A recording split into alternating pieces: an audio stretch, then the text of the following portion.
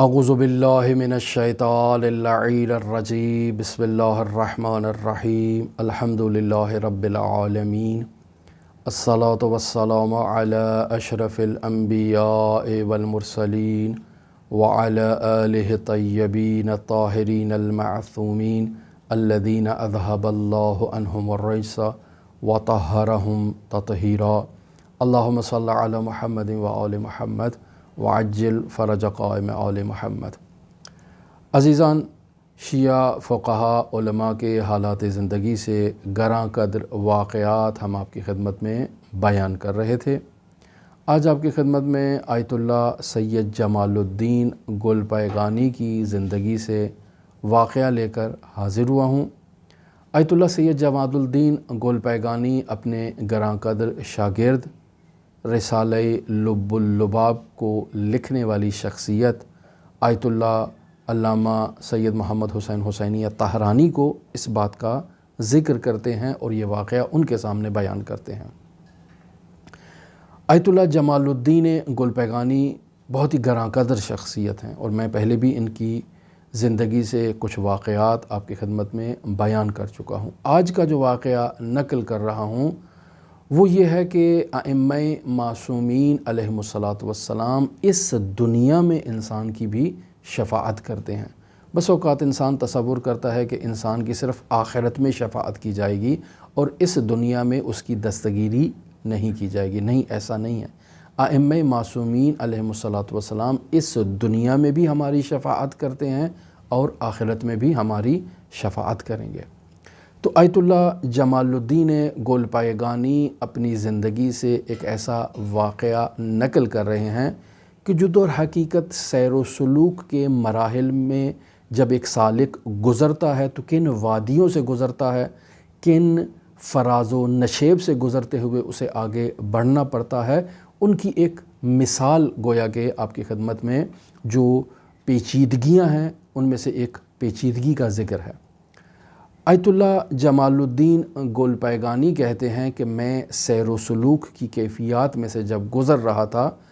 तो मुझ पे एक ऐसी कैफ़ियत तारी हुई कि मैं अपने नफ्स को इस आलम इम्कान के लिए वासिताए फ़ैज़ समझने लगा। यानी इंसान जब खुदा के इस कदर करीब हो जाता है और खुदावंद मुतआल के लिए मंशाए ज़हूर करार पाता है, यानी इंसान खुदा के करीब होने की वजह से ऐसा तसव्वुर करने लगता है कि इस कायनात में जो कुछ भी मारज़े वजूद में आ रहा है उसके लिए मंशाए फ़ैज़ मंशाए ज़हूर मेरी ज़ात है।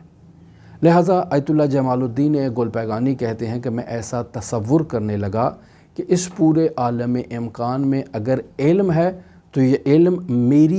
मेरे नफ्स के तुफ़ैल जो है वो इस कायनात को इफ़ाज़ा हो रहा है। अगर इल्म है, अगर कुदरत है, अगर हयात है, अगर रिज़्क़ है, ये सब कुछ मेरे ही तुफ़ैल इस कायनात तक पहुँच रहा है। यानी इंसान जब खुदावंद मुताल के क़ुर्ब इख्तियार करता है और खुदावंद मुताल की लिक़ा के मरहले तक पहुँच जाता है तब एक ऐसा मरहला आता है कि इंसान ख़ुद को खुदा से जुदा नहीं समझता। यानी खुदा इंसान में हुलूल नहीं कर जाता है, खुदा में इंसान ज़म नहीं हो जाता, इंसान खुदा नहीं होता है लेकिन खुदा से जुदा भी नहीं होता है। लिहाजा वो ये समझता है कि यह कायनात गोया के मेरी ही नफ्स के तुफ़ैल इदारा हो रही है और चल रही है। आयतुल्लाह जमालुद्दीन गुलपैगानी कहते हैं कि मेरी एक ऐसी कैफ़ियत आई और मुझे मालूम था कि ये सब गलत है, ये दुरुस्त नहीं है। इस्लामी तालीमात में मैं वासिताए फ़ैज़ नहीं हूँ, वो हज़रात अहले बैत और अइम्मा मासूमीन अलैहिमुस्सलातु वस्सलाम की ज़बात हैं। वो खुदावंद मुताल के क़ुर्ब का मकान रखती हैं। मैं क्या हूँ और मेरी औक़ात क्या है और मेरी हैसियत क्या है। लेकिन मुझे ऐसा तसव्वुर होने लगा और ऐसा महसूस होने लगा कि वासिताए फ़ैज़ मैं हूँ। लिहाजा अपनी इस मुश्किल को हल करने के लिए मैंने हज़रत सैयदुल औसिया अमीर अल-मोमिनीन अली इब्न अबी तालिब अलैहि आलाफ़ु तहियत व सना से शफ़ाअत का तकाज़ा किया और मैं उनके हरम चला गया। बाकायदा उनके हरम जाता, गिरिया उज़ारी करता, अमीर अल-मोमिनीन से दुआ करता, इल्तिजा करता کہ یا مولا یا امیر المؤمنین مجھے اس کیفیت سے نجات عطا کریں، میں نہیں چاہتا کہ خود کو ایسے مشاہدہ کروں یا ایک ایسی کیفیت کو اپنے لیے محسوس کروں۔ تو آیت اللہ جمال الدین گل پیگانی کہتے ہیں کہ مجھے زیادہ افاقہ نہیں ہوا وہاں سے، تو پھر میں نے کہا کہ میں باب الحوائج امام موسیٰ کاظم علیہ آلاف و تحیت و ثنا کی بارگاہ میں شرف یاب ہوتا ہوں اور امام موسیٰ کاظم سے تقاضا کرتا ہوں کہ وہ میری دستگیری کریں۔ لہٰذا کاظمین جاتا ہوں، سردیوں کا موسم ہے، امام موسیٰ کاظم علیہ آلاف و تحیت و ثنا کے حرم مطہر سے قالین جمع کر دیے گئے ہیں، سنگ مرمر ہے، نہایت ٹھنڈا ہے، لیکن میں جاتا ہوں اور وہیں سنگ مرمر پر جا کر نماز پڑھتا ہوں سجدے کی حالت میں، اس قدر آہو بکا کرتا ہوں، اس قدر گریہ کرتا ہوں اور امام موسیٰ کاظم کو واسطہ قرار دیتے ہوئے ان سے شفاعت کا مطالبہ کرتا ہوں اور ان سے تقاضا کرتا ہوں کہ میری اس مشکل کو حل کیجیے اور مجھے میری عادی کیفیت میں واپس پلٹا دیجیے۔ میں اپنے نفس کو اپنا ہی نفس سمجھوں، اسے واسطہ فیض نہ سمجھوں، میری کیفیت نارمل ہو جائے۔ فرماتے ہیں اس قدر سجدے کی حالت میں میں نے گریہ وزاری کی کہ میری آنکھوں سے جو آنسو ہیں وہ وہاں سنگ مرمر پر جاری ہو گئے، اس قدر میں نے وہاں گریہ وزاری کیا اور امام موسیٰ کاظم سے توسل کیا۔ اور جب نماز پڑھنے کے بعد فارغ ہو کر جب میں اٹھتا ہوں تو الحمدللہ میری کیفیت بہت بہتر ہے، اور اب میرے وجود میں وہ کیفیت نہیں تھی کہ میں خود کو عالم امکان میں واسطہ فیض سمجھوں، اب ایسا نہیں تھا۔ لہٰذا شکر کرتا ہوں، امام موسیٰ کاظم علیہ آلاف و تحیت و ثنا کا شکریہ ادا کرتا ہوں اور واپس نجف اشرف عراق چلا جاتا ہوں۔ نجف اشرف میں دوبارہ حضرت سید الاوصیاء کی بارگاہ میں جاتا ہوں، دوبارہ اپنی درسی سرگرمیوں کو، ذکر و اذکار و تمام چیزوں کو دوبارہ شروع کر دیتا ہوں۔ کچھ دن کے بعد میری وہ کیفیت واپس پلٹ آتی ہے اور اب پھر اس دفعہ میں مشکل میں مبتلا ہوں اور حضرت سید الاوصیاء امیر المؤمنین علی ابن ابی طالب علیہ آلاف و تحیت و ثنا کے حرم مطہر میں جا کر شفاعت کا مطالبہ کرتا ہوں، گریہ وزاری کرتا ہوں، آہو بکا کرتا ہوں، تقاضا کرتا ہوں کہ امیر المؤمنین اپنی عنایت کریں۔ تو آیت اللہ جمال الدین گل پیگانی کہتے ہیں کہ میں امیر المؤمنین سے توسل کرنے کے بعد اپنے گھر کی طرف جاتا ہوں تو راستے میں گلی میں میرے اوپر ایک ایسی کیفیت طاری ہوتی ہے کہ مجھے نہیں معلوم کہ میرے ساتھ کیا ہو رہا ہے، مجھے کچھ دکھائی نہیں دے رہا۔ میں اپنا سر ایک دیوار پر رکھ دیتا ہوں اور مکمل 10-15 منٹ مجھے کچھ معلوم نہیں کہ میرے وجود کے ساتھ کیا ہو رہا ہے اور کیا رونما ہو رہا ہے اور کیا تبدیلی ہو رہی ہے۔ 10 منٹ کے بعد میری حالت نارمل ہوتی ہے اور اب میں اپنے وجود میں ان شبہات کو محسوس نہیں کر رہا، بالکل میں پاکیزہ ہو چکا ہوں اور میرے وجود میں وہ پہلے والے جو شبہات تھے کہ میں خود کو عالم امکان کا واسطہ فیض جو سمجھ رہا تھا، اب ایسا نہیں تھا اور بالکل نارمل میری کنڈیشن تھی اور دوبارہ میرے لیے کبھی وہ کیفیت نہیں آئی۔ تو اس سے مجھے یہ معلوم ہوا کہ حضرت سید الاوصیاء امیر المؤمنین علی ابن ابی طالب علیہ آلاف و تحیت و ثنا سے یہ جو شفاعت مجھے ملی اور یہ جو نجات مجھے ملی ہے، اس نجات تک پہنچنے کے لیے امام موسیٰ کاظم علیہ آلاف و تحیت و ثنا باب الحوائج تھے۔ یعنی پہلے میں نے باب الحوائج امام موسیٰ کاظم سے توسل کیا، انہوں نے میرے لیے اس دروازے کو کھولا اور پھر اس کے بعد امیر المؤمنین کے حرم میں آ کر حضرت سید الاوصیاء امیر المؤمنین نے مجھے نجات عطا کی۔ لہٰذا ائمہ معصومین علیہم الصلاۃ والسلام جیسے آخرت میں ہماری شفاعت کریں گے، ویسے اس دنیا میں بھی اگر انسان ان سے استغاثہ کرے اور انہیں اپنا شفیع قرار دے تو وہ انسان کی شفاعت کرتے ہیں اور انسان کو ان بھوروں سے جو سیر و سلوک کی وادی میں ایک سالک کو پیش آتے ہیں، ان سے انسان کو نجات عطا کرتے ہیں۔ عزیزان محترم، اس واقعے سے ہمیں کچھ چیزیں سیکھنے کو ملتی ہیں۔ پہلی بات تو سیکھنے کو ملتی ہے کہ سیر و سلوک کا جو سفر ہے وہ استاد کے بغیر طے نہیں کیا جاتا۔ ایک استاد ہے جو اپنی شاگرد کی نفسانی کیفیتوں کو مد نظر رکھتے ہوئے اس کی تربیت کرتا ہے اور اسے ذکر دیتا ہے اور اسے آہستہ آہستہ پروان چڑھاتا ہے۔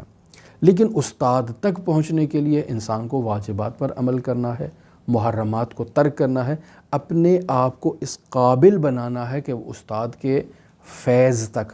پہنچ سکے۔ ایسا نہیں ہے کہ اس دنیا میں استاد موجود نہیں ہے، استاد ہے، ہم میں وہ لیاقت نہیں ہے کہ ہم استاد کے حضور کو درک کر سکیں۔ لہٰذا پہلے ہمیں اپنے آپ کو اس قابل بنانا ہے کہ ہم استاد کے فیض کو درک کر سکیں، استاد کے حضور کو درک کر سکیں اور اس سے فیض حاصل کر سکیں، اور وہ یہی واجبات ہے۔ شریعت مقدسہ مطہرہ اسلامیہ کو اگر کوئی شخص پامال کرتا ہے اور وہ یہ تصور کرتا ہے کہ وہ عارف بن رہا ہے یا عرفان کی وادیاں طے کر رہا ہے، تو وہ جھوٹ ہے، دھوکے میں ہے، خود کو دھوکہ دے رہا ہے۔ لہٰذا شریعت کو پامال کر کے کوئی شخص عارف نہیں بنتا، اور عارف بننے کے بعد بھی کوئی شخص شریعت کو پامال نہیں کرتا۔ یہ ہے عرفان شیعی فقاہتی، جس کی بنیاد شریعت ہے، اور اعلیٰ مدارج تک پہنچنے کے بعد بھی انسان شریعت کا پابند رہتا ہے۔ بس جتنے بھی فرقے شریعت کو پامال کرتے ہیں یا وصل ہونے کے بعد دعویٰ کرتے ہیں کہ اب ہمیں شریعت کی ضرورت نہیں ہے، سب طاغوتی فرقے ہیں اور سب سے اجتناب ضروری ہے۔ بس انسان کو استاد کی ضرورت ہے، لیکن استاد تک پہنچنے کے لیے انسان جو ہے وہ خود کو آمادہ کرے، خود میں شرائط فراہم کرے، اور شرائط فراہم کرنے کا بہترین طریقہ یہی شریعت مقدسہ مطہرہ اسلامیہ کہ انسان واجبات پر عمل کرے، محرمات کو ترک کرے۔ دوسرا جو اس بات سے ہمیں درس ملتا ہے کہ سیر و سلوک کی وادی میں حضرات اہل بیت علیہم السلام سے ہر لمحہ توسل کرنا یہ بہت ضروری ہے۔ ان کی تعلیمات کے مطابق عرفانی تعلیمات کو آگے لے کر چلنا چاہیے۔ عرفان اہل بیت سے جو ہے وہ اخذ ہو رہا ہے اور اہل بیت کی تعلیمات کا نچوڑ ہے، اس کے علاوہ عرفان نہیں ہے۔ ایسا نہیں ہے کہ عرفان مشرق کی طرف ہے اور اہل بیت علیہم السلام مغرب کی طرف ہیں اور دونوں کی تعلیمات میں تضاد ہے، ایسا ہرگز نہیں ہے۔ اگر ایسا ہو تو ایسے عرفان کو دیوار پہ مار دیا جائے، اس کی ہمیں ضرورت نہیں ہے۔ ہمارا تشیع کا عرفان جو ہے وہ اہل بیت علیہم السلام کی تعلیمات کا نچوڑ ہے، لہٰذا ہمارا عرفان جو عرفان شیعی ہے وہ اہل بیت علیہم السلام سے منشعب ہوتا ہے اور نکلتا ہے، اور اس کا جو بنیاد ہے وہ شریعت مقدسہ مطہرہ اسلامیہ ہے، لہٰذا کبھی شریعت کو پامال نہیں کرنا چاہیے۔ اگر اس سیر و سلوک کی وادی میں انسان کو کبھی کوئی مشکل پیش آئے، یا اس کے علاوہ بھی انسان کی زندگی میں جو مشکلات آتی ہیں، وسواس ہوتے ہیں، پریشانیاں ہوتی ہیں، انسان اہل بیت علیہم السلام سے توسل کرے، یہ بھی ہمیں اس واقعے سے ملتا ہے۔ وہی انسان کے شفیع ہیں، اس دنیا میں بھی انسان کی مشکلات حل کرنے میں ان کا بنیادی کردار ہے، اور آخرت میں بھی انسان کی دستگیری انہوں نے کرنی ہے۔ اور سب سے بڑی اور سب سے اہم بات کہ ہمیں امام زمان عجل اللہ تعالیٰ فرجہ شریف سے توسل کرنا ہے۔ ٹھیک ہے، حضرت سید الشہداء سفینۃ الحسین اسرعھا کا مصداق ہیں، امام حسین سے توسل ہو، لیکن امام زمان سے غفلت نہ کی جائے۔ کیوں؟ چونکہ وہ ہمارے وقت کے امام ہیں، خاتم الاوصیاء ہیں، جنہوں نے تمام اوصیاء کو ختم کیا، اور آخری وصی اور آخری جانشین ہیں رسول خدا صلی اللہ علیہ وآلہ وسلم کے۔ لہٰذا خاتم الانبیاء کے بعد خاتم الاوصیاء کو ایک بہت بلند مقام حاصل ہے۔ اس قدر بلند مقام حاصل ہے کہ صادق آل محمد کہتے ہیں کہ لو ادرکتہ لخدمتہ طول حیاتی، اگر میں امام زمان کو درک کر لیتا تو میں اپنی تمام زندگی مہدی کی خدمت کرتا اور ان کا خادم بن جاتا۔ ایسی ہی مشابہ حدیث حضرت سید الشہداء امام حسین علیہ آلاف و تحیت و ثنا سے بھی نقل ہے۔ یہ وہ مہدی ہے کہ جس کا فاطمہ زہرا کو انتظار ہے، یہ وہ مہدی ہے جس کا سید الاوصیاء کو انتظار ہے، یہ وہ مہدی ہے کہ جس کا خاتم الانبیاء کو انتظار ہے۔ تو عزیزان، امام زمان عجل اللہ تعالیٰ فرجہ شریف سے غفلت نہیں کرنی چاہیے اور امام زمان سے بھی توسل کرنا چاہیے، اور اس کا ہرگز یہ مطلب نہیں کہ ہم باقی ہستیوں سے توسل سے آپ کو روک رہے ہیں، ان سے بھی توسل ہو، لیکن امام زمان سے توسل کا یہ مطلب ہے کہ ہم ان کی سیرت و تعلیمات کو پڑھیں، دیکھیں کہ ہمارا امام کس قدر کرب میں ہے، کس قدر عزاداری میں ہے، کس قدر ندبہ کر رہا ہے اور اپنے ظہور کے لیے بیتاب ہے۔ لہٰذا اگر آپ اپنی زندگی سے مشکلات کا خاتمہ چاہتے ہیں تو امام زمان عجل اللہ تعالی فرجہ شریف کے ظہور کے لیے دعا کریں، چونکہ ان کے ظہور کی دعا میں ہی ہماری مشکلات کا خاتمہ موجود ہے۔ ہماری دعا ہے کہ خداوند متعال امام زمان کے ظہور میں تعجیل فرمائے، خداوند متعال ہمیں باطل عرفانی فرقوں سے نجات عطا فرمائے اور ہمیں اہل بیت علیہم الصلاۃ والسلام کی سیرت و تعلیمات کا پیروکار قرار دے۔ اللہم صلی علی محمد و آل محمد وعجل فرج قوائم آل محمد۔